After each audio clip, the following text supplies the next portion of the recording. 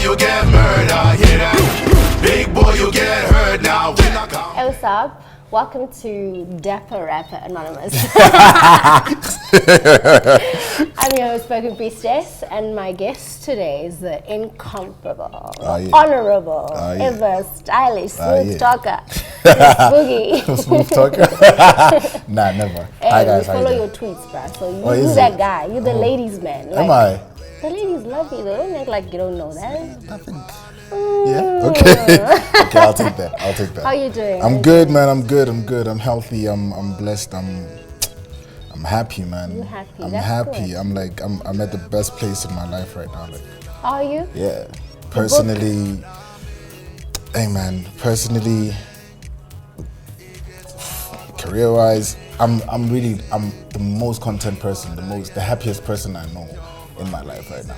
Outside of my daughters, they happier than I am. They annoy me. That's really good. I mean, I saw that you getting a book out, 200 Yeah. Truths About Love. Yes, ma'am. What's going on there? Basically, 200 Truths About. I was forced to write this book. I wasn't really planning to write the book at all. So, because of my post, my Good Morning Ladies post, the GML daily post, the Millennium Musings, Poetryality that I've been doing on social media, a lot of people felt like, yo, data's too much, man. Data costs too much, bro. Like just compile these things and just put them in a book. And I found when I was compiling all the stuff that I'd written, I had to structure it. So I just started writing properly, like structuring the poetry, structuring the essays properly, and it kind of really. This whole process has been about me changing my life to the man I wanted to become. You know what I mean? To this guy that I want to become, and this guy wants to be better. So there's levels that I want to reach. It's ultimate levels that I want to reach, and I don't think I'll ever reach like ultimate levels. Because God keeps moving the goalposts for me. You know what I mean? Like he keeps moving, he keeps showing me other peaks and other aspects of success that I can reach. So this book is literally like my saving grace, but I've seen it save other people as well. I've seen the work save other people. I've seen a lot of people change and glow up, man. And it's such an amazing feeling. It's an amazing feeling getting inboxes and getting DMs that are not like, my DMs aren't dark. My DMs are like full of life. My DMs are lit, man. They're full of life and they're just full of hope. And people giving themselves second chances, at love and loving themselves and knowing what they want out of relationships. And so this book addresses all of that. That's so important, and I really admire you for that, for being that guy that a lot of people fantasize or dream about, or the perfect guy that you read about in your books. I mean, when did you decide to become that guy? Because you've always been a rapper, you've always been a musician, something that doing that.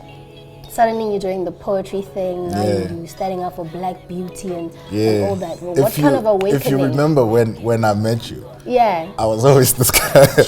True, but like I was always the guy at like multiple poetry sessions, reciting or just liaising with people that do poetry and wanting to document that side of life. But then I realized how, like, with the music and, with a lot of things in youth culture, you realize a lot of things are plastic and they fall pay. And so I just decided to do things on my own. And music just became this thing on the foreground. But I've always written, I've always put pen to page. Every single day I try to write at least 3, 4, 5 pieces. So it's always been that.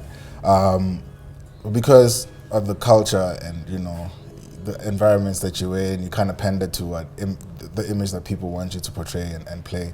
And it got to a point where I wasn't really happy with the image I was portraying. I wasn't really happy with the music I was making. I felt like I was making music because either radio was saying this, or the city was saying this, or or the world was saying this, or I'm in Pretoria, so I gotta sound like a Pretoria guy. I'm in London. What does a Pretoria guy sound like? Jazzy and mellow and boom bappy and stuck on the golden age cypher era and the Roach Inc. Bafoza era. You get me? That's what unnerved me, and it pissed me off because people really painted us in that light, and I didn't want to be that guy, But to answer your question, what reared me to really be active with it is my my beautiful departed wife, Alia. Alia had always pushed me to write. Like, you know, yeah, you do music, it's great, and you dope, it's great, you perform, it's great, but your writing does more for other people than it does for your ego. So you need to focus on that. And I didn't listen to her until she passed on, and I started posting on Facebook, and it just, man, it caught fire. It's like it caught fire, and I swear from 2012. From 2012 onwards, I've just seen how words can save people. You know, how literature can save people. Like literally, I've seen it every single day since I started posting. I've seen how you can literally change a person's perception of themselves or of the world or of people around them or the circumstances that they're in. And I just decided to stick to it because my prayer has always been one heart at a time. Like, I don't really care about the millions. I care now.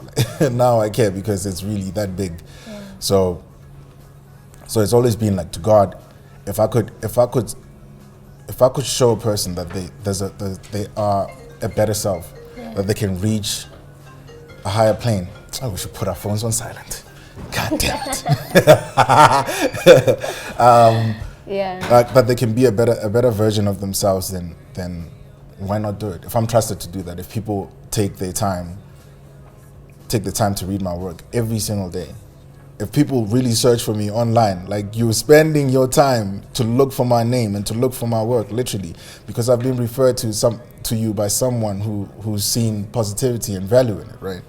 If you're going to search for my name and you're not going to find positivity assigned or aligned to it or beside it, then I'm failing my own prayer. I'm failing my own self, and I'm failing God, and I'm failing a lot more people that I've decided to see a better side of themselves. That's so powerful, man. It's so important. I always speak about the importance of a storyteller. Yeah. You know, and even though you're not necessarily pursuing this kind of direction through music, but still those kind of stories of black beauty, of courage, of acceptance is very, very important, and I need to commend you for that. Thank you. So the book's coming out. What's happening with the music? You said that you've always been a writer. Yeah. Look, I love music. It's always going to be there. Music is always going to be there. I'm not giving the literature thing 100% of my energy and forgetting the music. Like I think they both get the same amount of energy. I just decided in the last 4 years, I've just decided to make the content of my music the same as the content in my literature, because for me there's a lot we can do. There's a lot more we can do than just a book. I'm not just an author, I'm a musician as well. I'm not just a musician, I'm an entertainer as well. I'm not just an entertainer, I'm a scriptwriter as well. So with that being said, there's a lot of stuff that's coming with the music that's come out from the Powers EP, and the music that's going to follow in the LP, like the full length album.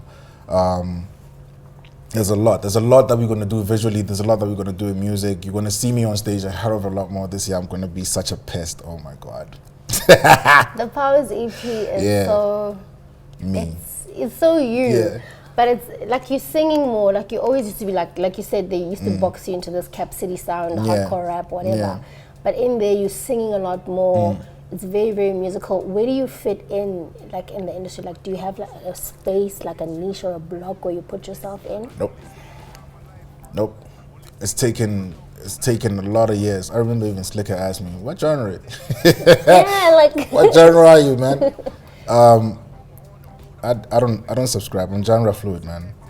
I don't really like boxes. I really don't like boxes. I think the LP is gonna surprise a lot of people, because don't say this is Flex, man. This is Flex. This is what Flex's music sounds like. Never say that, because I work with a band. I listen to a lot of music, man. So I get a lot of influences, and I like a specific sound that I hear, or a specific bass line that I hear, and I'm like, yo, we should incorporate this in the song. And what I've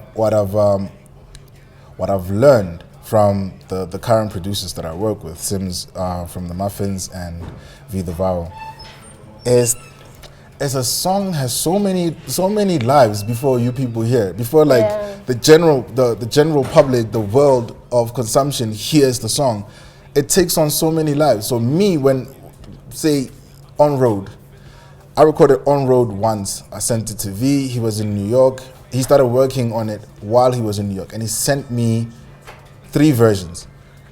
And then when he got home, he was like, I don't like none of those versions. I was stuck on the first one that we did at Raz's place. I was stuck when I was like, rah, listen to this thing. It was like, no, send me the MP3, send me the a cappella version. I just want to play with something. I'm not happy with the trumpets. Yeah. Rah.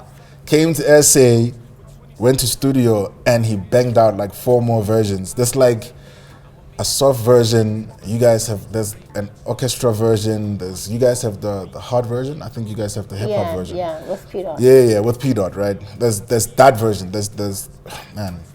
So for me, it's a lot. With music, it's a lot because I could spend, and I decided not to do this anymore. I could spend a long time in studio creating dope music and never release it. So I'm like, I've put a stop to that. I'm gonna record music and release it now. And put it out. Yeah. You're kind of somebody that reminds me of Maraza's journey in terms of music. Like you're somebody that people have known since Bafoza days, Roaching days, and someone that I think people are always like, people need to hear Flex Boogie, and why is he not popping? Like you're not. I have an explanation. I have an explanation for that. You can blame me. You can put all the blame on me for not blowing up. Because personally, I've never really cared about blowing up. I've never really cared about blowing up until I remember making this decision in 2008 when Tonta Monana came out. And everyone was just hype and we were like, raw, that's the one, bro, he's gonna blow up. And then I was just like, nah.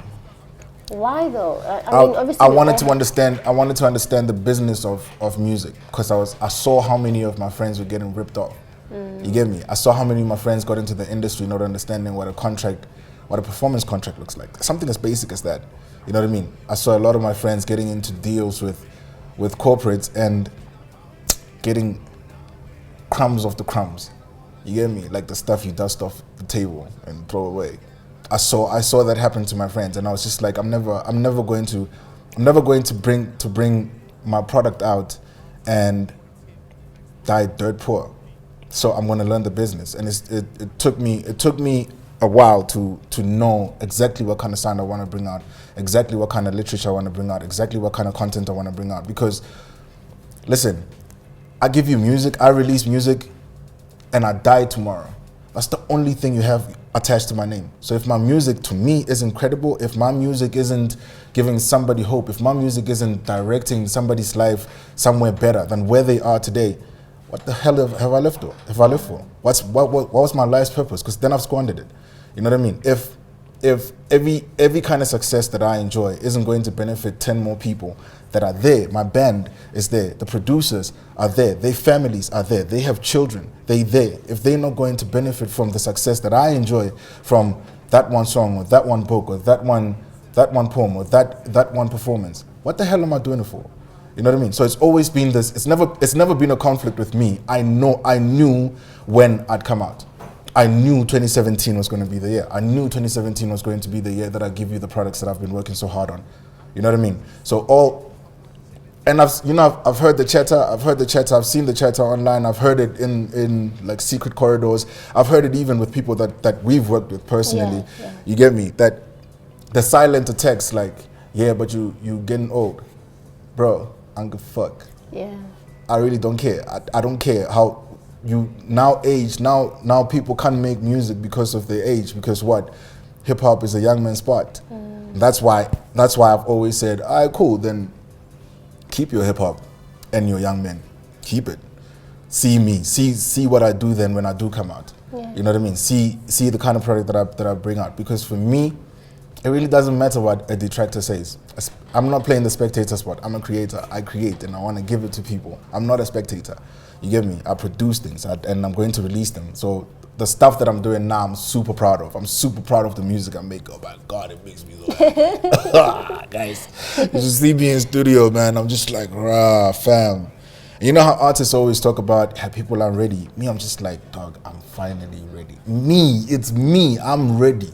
You get me? The people that are gonna vibe with me are the people that are gonna ride with me, and that's my tribe, and that's who I'm keeping. Because black, that's who I'm keeping. That tribe, those people love me, man. They love me because they know the truth.